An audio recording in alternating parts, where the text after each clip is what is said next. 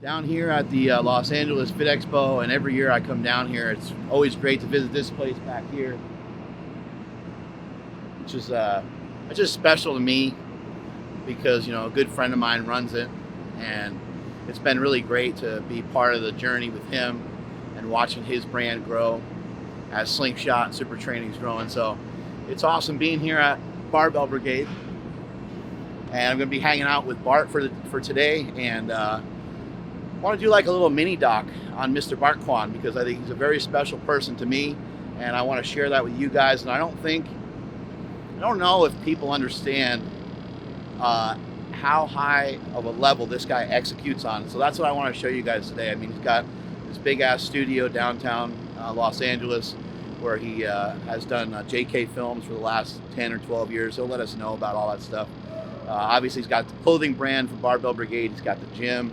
He's got a lot of great things going on. He and his wife have a baby that's probably about a year old about now.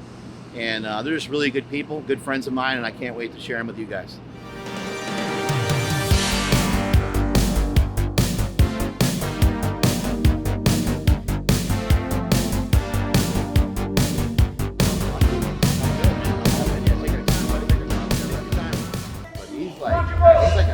Well, you know what the next question is.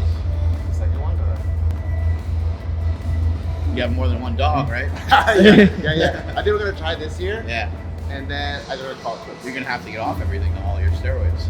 Oh yeah, finally. Have to cycle off. Yeah, that's the part that I'm like, damn it.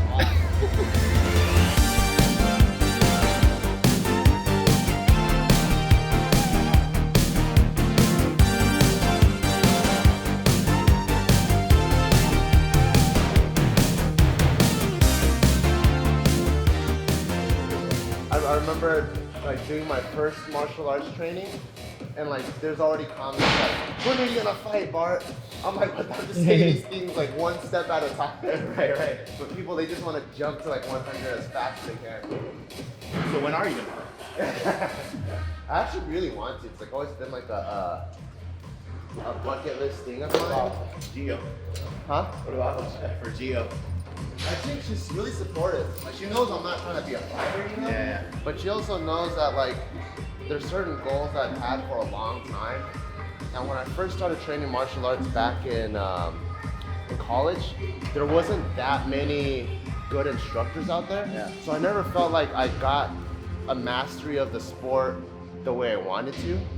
So now being able to find really good instructors, yeah, that I'm like, oh cool, like I'm not gonna go in there and it's not gonna just be a brawl, you know? Like, because all my favorite fighters are like Anderson Silva, they're like tacticians. Yeah. I don't wanna go in there just trying to knock each other's head off. Like, I wanna outskill the other person.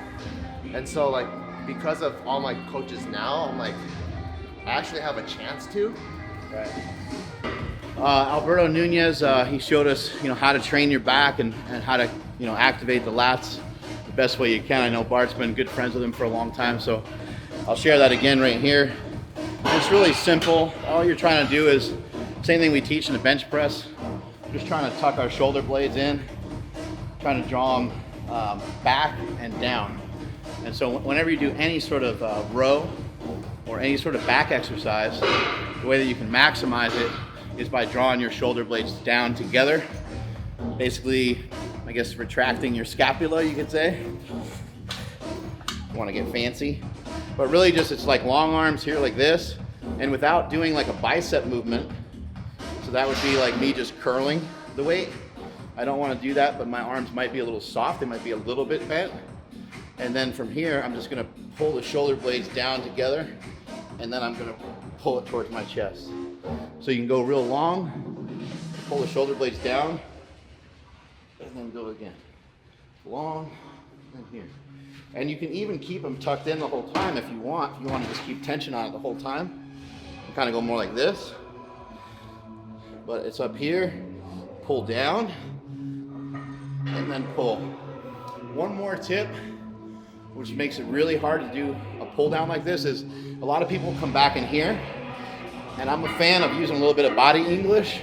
If you really want to try to make it really strict, scoot your butt back a little bit. It's gonna be really hard to do right now. And you pull it straight down in front of you and even towards the actual rack, push it away. See my whole body shaking? Yeah. And the same principle. Shoulder blades down. Almost turns into, that's brutal. Almost turns into like a pullover. Mess around a little bit of that, Bart.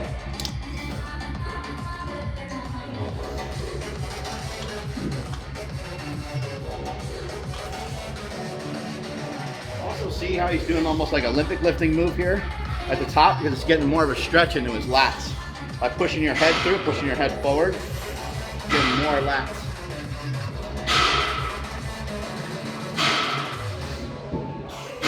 Try a couple where you're pushing towards here. Ooh. Do you do stuff with JK every single day? JK stuff. There's like 5-6 days a week. In some sort of capacity. Like we got 2 shooting days for the channels. We're really working on writing the movie. So on those days, we kind of see that as like the big JK product that takes a long time to build. So in some sort of capacity, I'm working on JK stuff. Yeah, almost every day. Every day, yeah. What about like your? Do you schedule any time off? Like like not vacation, but do you have like a Saturday or Sunday? Like I'm just hanging with Gio and my son. Yeah. So every day, Monday through Friday, after like 6. It's no work Lights for me. out, huh? Yeah, and I tell everyone like don't even text me unless it's an emergency. Right. But if you text me anything, I'm not gonna reply. And Saturdays and Sundays are completely family days. It probably helps you sleep, huh? Yeah, At 6 p.m. kind of shutting everything, and then you don't get in text and emails and stuff like that, right? Yeah, and the phone, like just because I don't want to have that. I think it's a natural tendency when it's like not much going on to kind of like pick up your phone and see what's happening. So like when I'm with Taika, I put my phone like on the dining table and I'm playing with them like at the couch.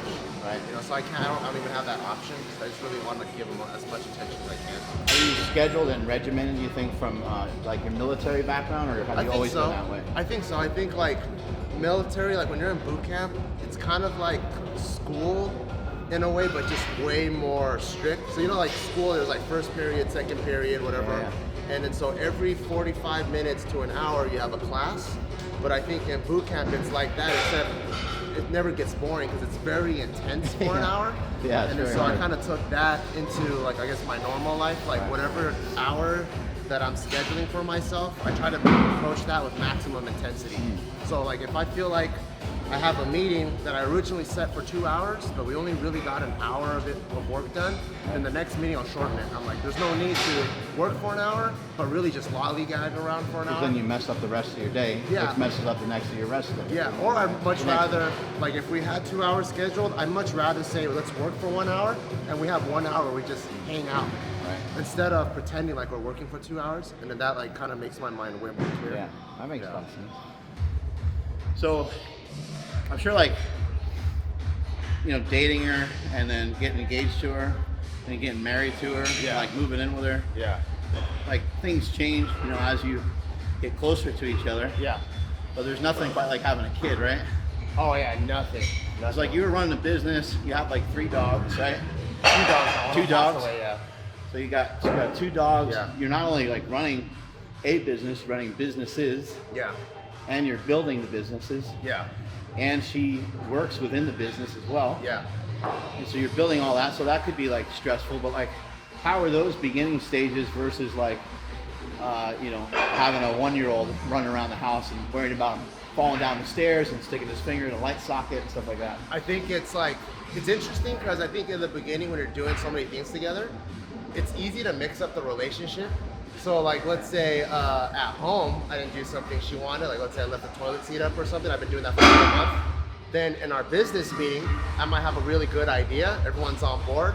And I can feel that she's kind of salty about it. And I'm like, wait, is this a business issue or is this something or do I did need at to do home? the dishes? Or yeah, did I need to do the dishes? And vice versa. Like I get emotional and like your ego gets in the way. And or something in business where she has a good idea.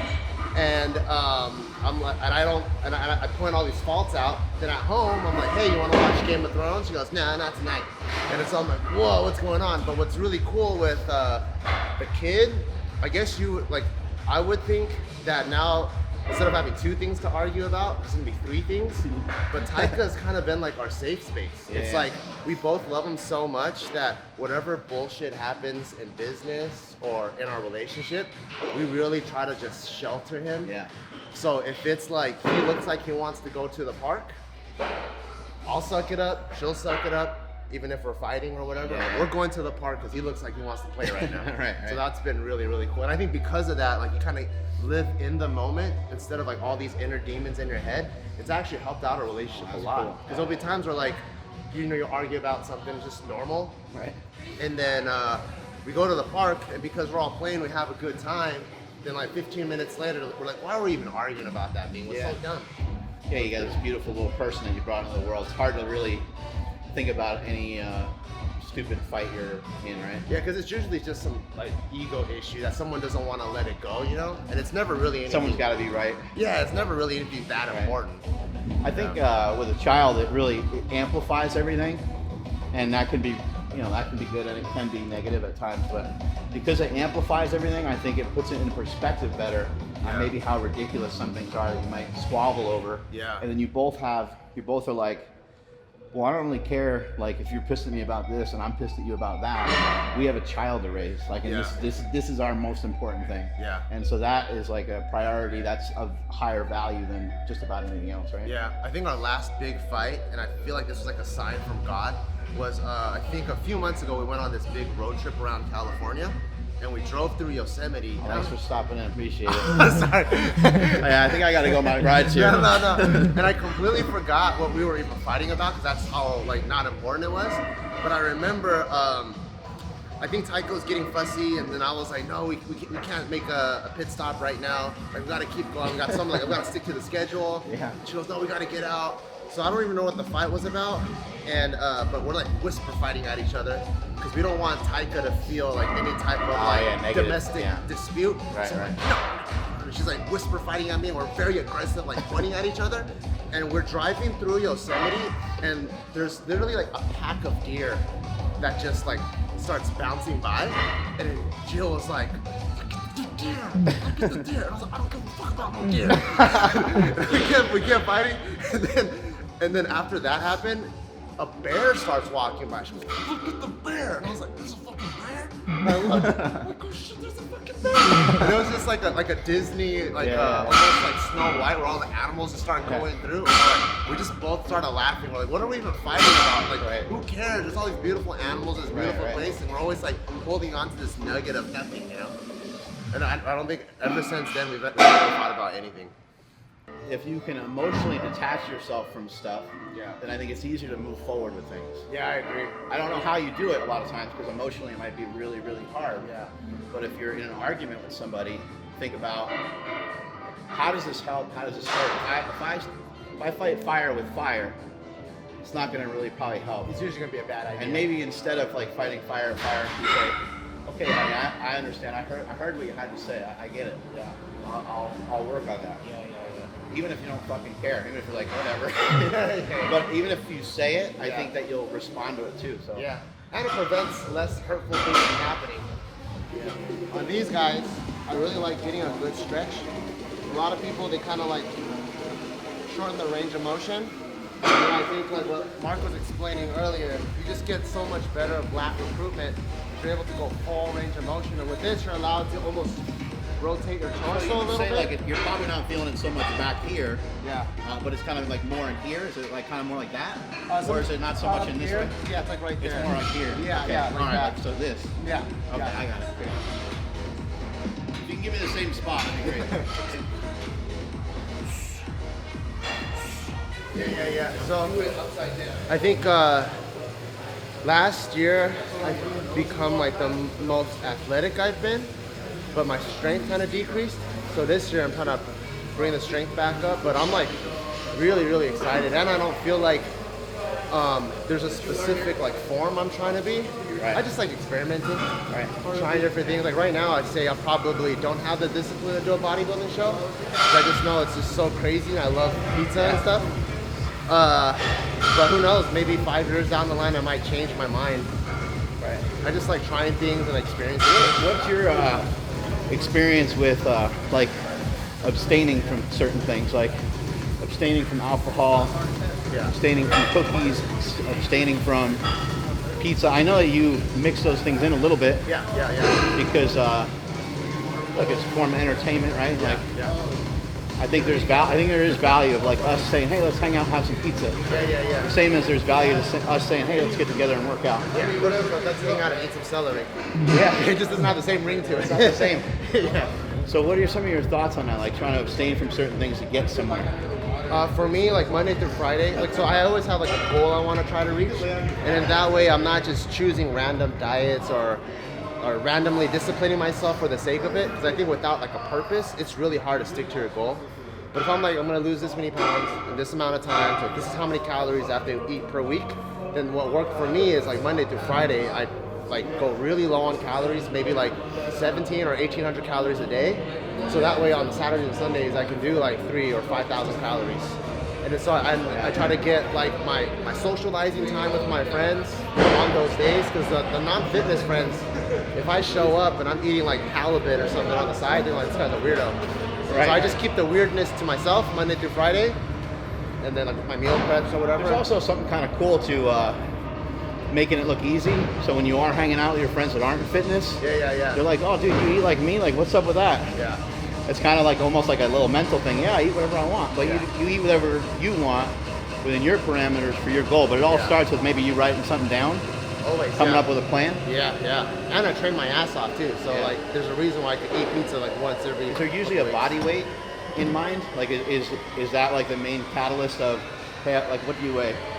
Right now I weigh about 188. So are you sometimes like, I want to weigh 200 or I want to weigh 185 to kind of start with a body weight adjustment, or? Yeah, so I've also like been working out for over 15 years. So I kind of know at what weight am I the most capable for doing whatever. So when I was doing like CrossFit a little bit more, like 170, 175 is the most ideal weight to be strong and also good cardio. When I was powerlifting, the best weight class for me was 198. So now that I'm doing martial arts, I know I got to be somewhere within that range. So I'm trying to get down to like high 170s, low 180s, and I think I'll have like the best combination for both. But I think it takes time going from an extreme to really learn who you are as a person. Because there are people like Daniel Cormier, whether he's like a 205 fighter or a heavyweight fighter, his cardio is the same. So for him, it makes the most sense to just be heavy. So not only do you have insane cardio, but you're really strong too. Right. So I think for me, like over the course of the years, trying different things, I know what's the best fit for me for a certain endeavor, and I try to make that the goal.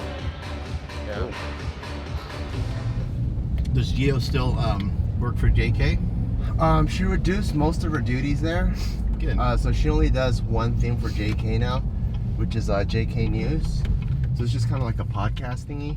So she's just on that thing, and it's just once a week. Nice.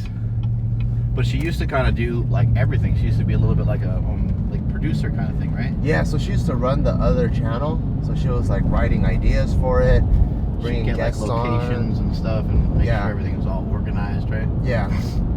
But yeah, she wants to like mom more, and so she's been really happy. Like, and it makes me happy too to kind of like see them always. She'll text me random things like, "Oh, at the park with grandma and the kid." And it's cool to see, because like my parents, they were so busy, I never really got to spend too much time with them. So it makes me happy to see Taika be able to spend all kinds of time with Gio. It's really cool. That's great. Well, that's the whole point, you know? The Yeah. point, keep expanding, and then you keep working towards what you guys both want and need and stuff like that. And yeah. It's cool. It's more about like the team that, they're like my friends. Right. And I just really trust that team. And I've seen what they've done, so I'm like, I'm so happy to be on board with what you guys are doing. It makes it easier, and then it's like, yeah, like if everything strikes and it makes money, then that's great. And if it doesn't, then you're still behind something that you wanted to be behind anyway. Yeah, and it was cool to do collaborations too. Like one of the drink shops that I'm in, it's called Matcha. On Sunday, we're just giving away like 100 bottles of it at Barbell. What is matcha? It's like a tea, right? Yeah, it's like a Japanese green tea. But Can white people drink it? Only if you bow first. Oh, okay. Yeah. Okay, you gotta bow. Before or after you drink it? Both. Uh-oh, they're not gonna let us in.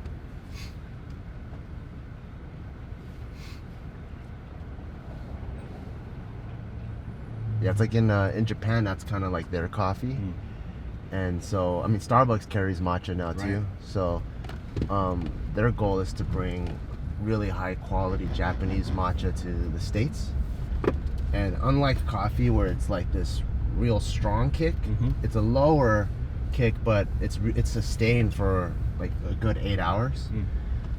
And so like being able to give that away at Barbell, it's kind of cool to kind of like get your projects together.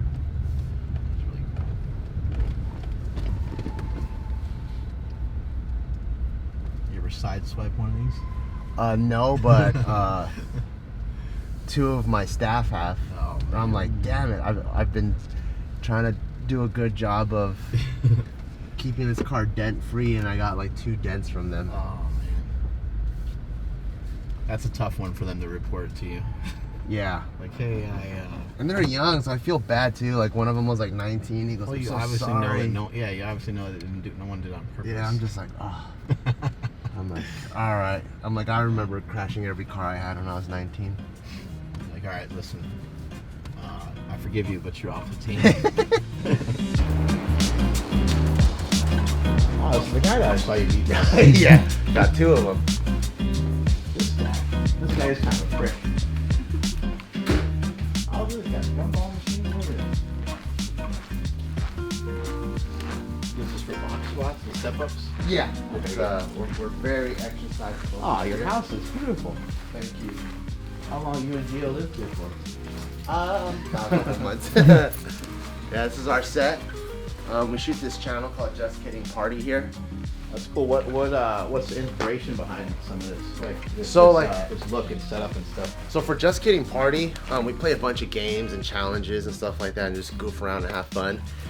And so it kind of reminded us of being kids playing in the front yard. So we're brainstorming. So you got the fort and stuff like that. Yeah, so we're brainstorming sets. We're like, why don't we just make it a front yard? And 626 is like the city that we're from, so it's kind of like this little subliminal, like paying homage. And that's like our little address. Is it important for you to be like original? Because I know like when I've been here, I actually sat in on a couple meetings and stuff that you had, and it seemed like you're like obsessed with like evolving and changing, and maybe like kind of like almost like a fight, like sticking and moving, not getting your hands too dirty in any one spot, and then kind of moving into something else. Is important for you to have original content and have fun with it and stuff like that? Yeah, I think for us it's really important to kind of be true to us. So like if we don't have the recipe to have like that exponential Logan Paul success, that's cool with us, because I think in the long run we're doing things that are true to us, and then we won't feel depressed, because we see a lot of our friends that have had that exponential success because they're following a formula, and then 3-4 years in they get depressed, like clinically depressed, and they don't want to do it anymore, and they feel burnt out. They shut down their channel, and then they're gone for like a year. And for us, I think we've been able to keep doing what we're doing because we stay true to us. And if you are truly yourself, then that's the most original you could be. Because no one can copy you. Yeah, there you go. Yeah, or no one wants to copy you. And then just for some of these people, maybe they don't know exactly what JK is. What does it stand for? And then like what is it? So our motto is teaching good things in a bad way. That's our motto. It's kind of like we've always been the type of kids where like if some square like pastor was giving us all this advice, we'd be like, oh, shut the hell up, you don't know what you're talking about. But if a guy that was like a crack addict and he's like scratching away and he's like, hey, don't do drugs, I ruined my life, I'm like, oh yeah, you're right, like this guy has experience. So for us, we've always kind of listened to people like that. So we're like, okay, how can we have good messages, but teach it in a way where people can absorb it better? So all the comedy that we try to do, there's always some sort of moral lesson to it, but we just do it in a more like crass way. That's actually really interesting. I've heard people say, like famous speakers and stuff, saying like it's one thing for you guys to listen to me because I've had a lot of success, but really who you should listen to, it would be more productive if we had the biggest loser in the room come up here and tell his story. And you can just write down all the things not to do. Because it's almost an easier conversation. Because if I say, hey, you need to start a YouTube channel, and you need to be aggressive, you need to work hard every day, you need to be on a schedule, you need to write down your goals. It's like, oh man, oh shit, like I got a lot of stuff to do. Yeah, it's overwhelming. But if you said, hey, you know, try not to stay up late, try not to get involved in drugs, and try not to You know, right? Like just these simpler rules almost coming from the bad side of things rather than the good side of things, right? Yeah, and then you end up doing the right things because you're avoiding all the stuff that's turning them into a loser. All the shitty stuff. Yeah. And then how many different things are there to Just Kidding Films? So Just Kidding Films, that the main, I guess, umbrella entity, it was doing skits before. That channel, we kind of took a break on it, and we just had so many skit ideas that we wanted to do a movie with. So now we're trying to produce movies under that name. We have Just Kidding Party. What kind of like a movie that's just you're just gonna kind of get it to like land wherever you can get it to land, or is it for YouTube, or what's it for? Wherever it to land. So if it's YouTube Red, Netflix, then Hulu, cool. or theaters, like wherever, that's our goal. Like I think all of us, we really want to make movies, so it's not gonna be like one and done. We're just trying to do the steps necessary to eventually get a movie that could probably have a worldwide release. It might be movie number 10, like who knows? Yeah. But we're just starting small. And we have a Just Kidding news channel, which is kind of like our comedy talk show. So we have 3 main things going on with Just Kidding Films. Very cool. Yeah. All right, I'm gonna be up in the fort. You guys want to see something really cool? Like we actually hired a set company. So if you get close, this is actually just plastic. Oh, yeah. Yeah, it looks like wood, Yeah. and it's a big old sheet. It's not even like individual singles, like this shingles. This whole thing is just like movie magic material. So like the wood is hollow, like it's pretty nuts. Yeah, so this is our main office that we do Barbell Brigade and JK stuff out of. The whole theme for that front part is supposed to be like the woods. So we kind of gave this opposite theme where it's more like you don't want to feel like you're ever at work. So we're trying to make it feel like vacation. So this is gonna be a woods theme. So it was just me and like Joe are just brainstorming like how can we not make it feel like a people big are gonna house? be here all day, every day. Yeah. Might as well try to make it fun. Yeah. So there's like a theme to things. We were in Japan and we got really inspired. Yeah, and we got really inspired. We're like, oh, we gotta buy like a legit samurai suit. It would just look so cool.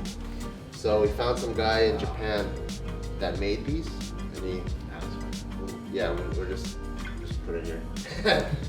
And my partner's actually kind of nuts. So when we all were brainstorming what we wanted to do with our personal offices, he wanted to make a Japanese tea room.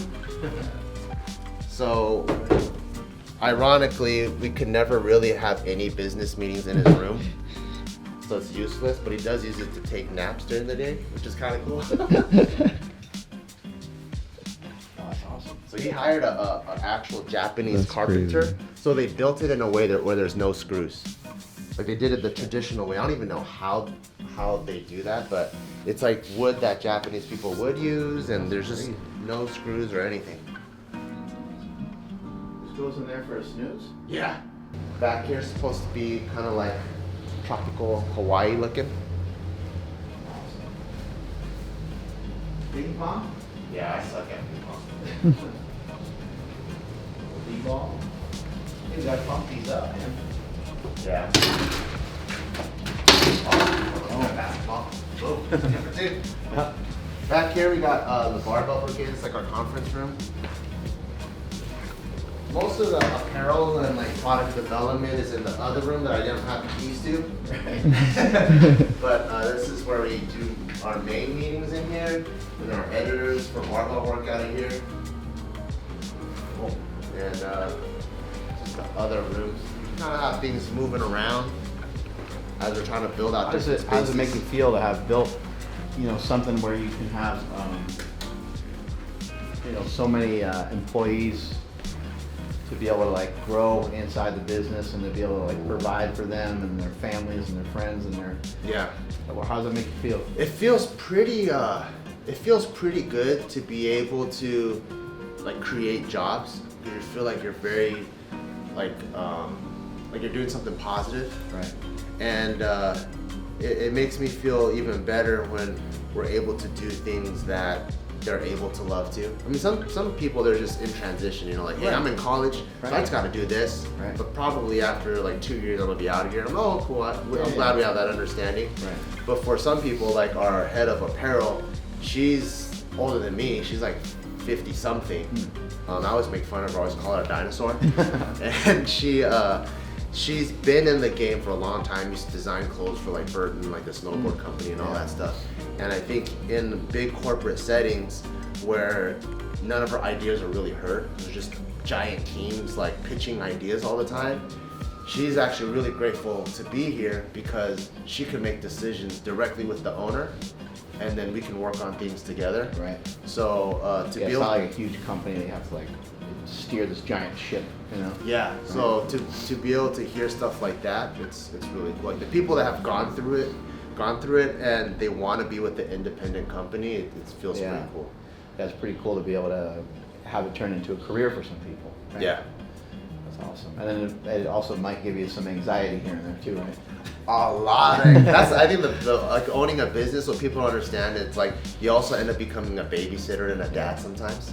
Because you know, like there'll be times where like an editor comes in or like some guy comes They in. might be upset because somebody said something weird to them. Like their girlfriend broke up with them or something, and you can just tell their energy's bad. Yeah. And I'm like, man, that sucks, but like we still got to get the job done. You know, like I can't come in here and go, hey, everyone's gonna work longer hours than me and Gio got in a fight. I'm gonna take it out on you guys. That's all we got. So it's kind of ironic where when I first started doing my powerlifting meet, I just fell in love with powerlifting, and I was looking for a gym local to LA, and we couldn't really find one. And I also didn't like the gym culture in the commercial gym where people are like, no one's talking to each other, there's no community, and people just like got doing their own headphones thing. on, doing their own thing. Yeah, and they're abusing the crap out of the gym. Like they'll see people take things from the dumbbell section, go over somewhere else and just leave it there. Right. And I came from MMA gym at the time, and after we beat each other up, we're the same ones sweeping and stuff. And so there's like this respect for the temple that we all train at. And I'm like, how come we can't have that mentality at some place here? So we started creating this gym, and we didn't really know how to fund it or get members or anything like that. So we actually started selling clothes because we had JK merch. Right? So we started selling Barbell Brigade clothes to fund the gym. And then what ended up happening is the clothes like outgrew the gym like crazy. So it's so now it's like it's more of like the apparel is like the parent company, and the gym is kind of like a physical location for it. Very cool. How long have you had Barbell Brigade for? Since 2013. 5 years going on 4 now. No, wait. What do you There's think? something like that? No, 6. Wait. 5 went off 6. Doesn't make sense. How does it get smaller? Hey, you never know. What are you most proud of? You showed us a lot of stuff today. You showed us this facility. You showed us we lifted it in Barbell Brigade. Yeah. What are some things that you're really proud of that you've built? I think the thing that I'm the most proud of, wow, no one's ever asked me that, and I haven't really thought of that before. Because I think like growing up Asian, being proud of something isn't even like, I don't know if my parents ever told me that they were proud of me. Let me think. Is this where you start crying? Yeah, I think so. Because I do remember the first time I ever brought my dad into our old JK office, and I was just so proud to show him. I'm like, check this out. We have our first commercial space. Yeah. I think he went around and looked at it, and he was like, okay, good. What are we going to eat for lunch? And I'm like, that's it. I'm like, I built a business from the ground up. Like, you don't even know how to do that. You didn't teach me how to do that. I figured it out myself, and you're just like, good. Let's go eat lunch. And I'm like, all right. I think what I'm the most proud of is being able to stay true to myself and create jobs that me and my friends can do, because it almost feels like a little village, Right. You know, like we're our own little village, Yeah, our your own own little bubble, tribe. Yeah, and this is what we do. And there's other tribes out there, and it's cool to meet other tribes and see how they do things, and we just have fun while we're doing it. Yeah. Something that I'm proud of that like is, kind of outside of like the gym, but has a lot to do with like my business and stuff is, and it's just because the opportunity that it's provided. Yeah. Is like I bought the house that's next door to my own house for my parents to live in, and they've been living there, the last couple of years. But So they're like next door to you? yeah, they're right next door. That is awesome. And the opportunity that provides for my children, like they get to hang out with their grandparents every day. That is so And awesome. so like sometimes, there's kind of this weird feeling about like money. Yeah. And money can't buy you happiness. Yeah. But financial freedom is a really good place to be, and it can have a lot of good positive rewards. What are some things that you've kind of felt along those same lines. Maybe, you know, buying a car for a loved one, or Yeah. you know, like, you know, these are things that we're, by society, we're not supposed to really like love, and we're not supposed to like celebrate, like, fuck yeah, I just got a new car, check out this bad boy, right? Yeah. But at the same time, it does make you feel really good, because it didn't just fall out of the sky. Yeah. You earned it. You worked for it. Yeah. I actually think money can buy you happiness if you're already happy. Right. But I think if you have a lot of internal demons, like if you on the I think Tyson Fury podcast with Joe Rogan, he was talking about how he would win a fight, and he goes, I'm so depressed, I'm gonna go buy a Ferrari. He's happy for that split second, he wants to just crash it. Like, the Ferrari can make him happy. Right. But if you're already happy with like your Civic or something like that, like, and you're very fulfilled, I think adding money to it, and it breaks you free from like certain things that tie you down. It can make you happier, like being able to, like, I'm sure you already had a great relationship with your dad. Yeah. And they have a great relationship with their kids. So when you're able to buy the house next door, it just makes the situation even better. That's a great point, because if I bought it for them and we didn't have a great relationship, buying them the house wouldn't have changed anything. Yeah, and if they weren't grateful about it, that'd probably make the relationship worse, where you're like, you don't even want to be next to it. Can't you see what I did? Right. A couple of things that we did that made me really happy was, so when my mom retired, we were able to start paying her like a monthly stipend, just to like go live whatever life you want to do. So she's been traveling the world. So we That's pay. awesome. Yeah, we pay her kind of like just an extra employee. Right. And being able to do that for my dad, so they don't really have to worry about, you know, like when you're immigrant parents, like setting yourself up for retirement isn't really something that's like knowledge that it's ingrained in you, you know? It's just kind of like, I just work hard for my kids right now. I have Social Security, I have whatever, but I'm always thinking what's the bare minimum, and they're never really thinking about luxuries. So being able to do that for both of our parents, we bought a car for Gio's mom, and she was like crying, because like none of her kids did that for her. Like Gio has 2 older siblings, and they haven't been able to do that. So for like one of the younger daughters to be able to do that for her, that's been really, really cool to be able to kind of like, we have a family outing, and then I'm like, oh cool, this thing looks like it's gonna be like a couple grand, and no other family member can really step up to pay for it. I'm like, you know what, I'll just take care of it. Like that feels pretty cool to kind of give everyone an experience. Yeah. How do you know when to like stop working? You know, because it's really easy to kind of get in this mode of like, you know, I'm working for my significant other, and I'm working for my family, I'm working for my son. You know, that's the way that we've kind of put it in our head. It's our excuse to like just work until you know, wee hours of the morning almost, and not ever sleep and stuff like that. So how do you know how to kind of switch things off? I think for me, like, there was like this period. I think the thing that really affected me the most, there was kind of like a dark period in me and Jill's relationship. I would say probably was like a year or two, where we're just so worried about work that we came back to it, and we realized when we wanted to start going on vacations, like romantic vacations, and we would start wanting to invite people to come along, we're like, there's this elephant in the room that we're avoiding. Like, we're not as intimate with each other, you know, emotionally, sexually, whatever. And that's when I started to realize, like, just like a business, even a relationship, you really have to work on and really water it like every day. You can't just go, oh, just because we live together, it's on cruise control.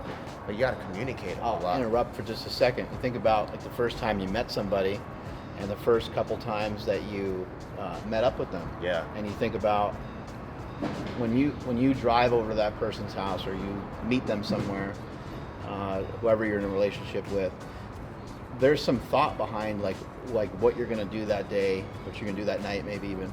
But there's some thought process into, how do I make this person feel better?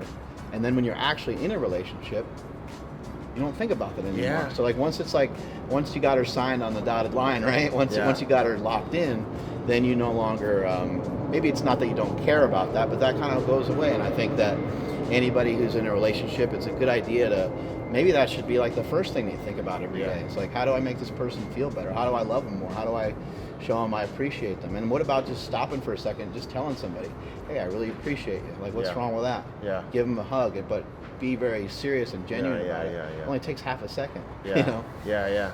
So that's kind of like the balance I've learned, where like, you know, like as much as you want to hustle, when you're putting forth that effort, you could be taken away from something else. So I just kind of I got to be my own kind of like schedule and task manager and seeing, am I spending too much time on this and it's taking away from my kid or from my relationship, because they're all different things, or even from my relationship with my parents. Am I working so much that I can't talk to them at least once a week? I just gotta like always give some time for me to breathe and kind of examine my life. How do you relax? Relax. I like Game of Thrones. Working out is actually relaxing to me, like not in the moment when I'm going ham, but the feeling after. And I really enjoy just sitting there and like watching family interact. That's really relaxing to me. It's interesting as you get older, you know, like the holidays, like when you're young, especially like when you're like a teenager, you're like, oh great, like I got to see my uncle. I'm like, here. That's not cool. But as you get older, you start to appreciate it more, right? Yeah. So like nowadays, I'm always looking forward to like, what's the next like big bear cabin we can rent and get like everyone together. That'd be so cool. Very cool. Well, awesome spending time with you today.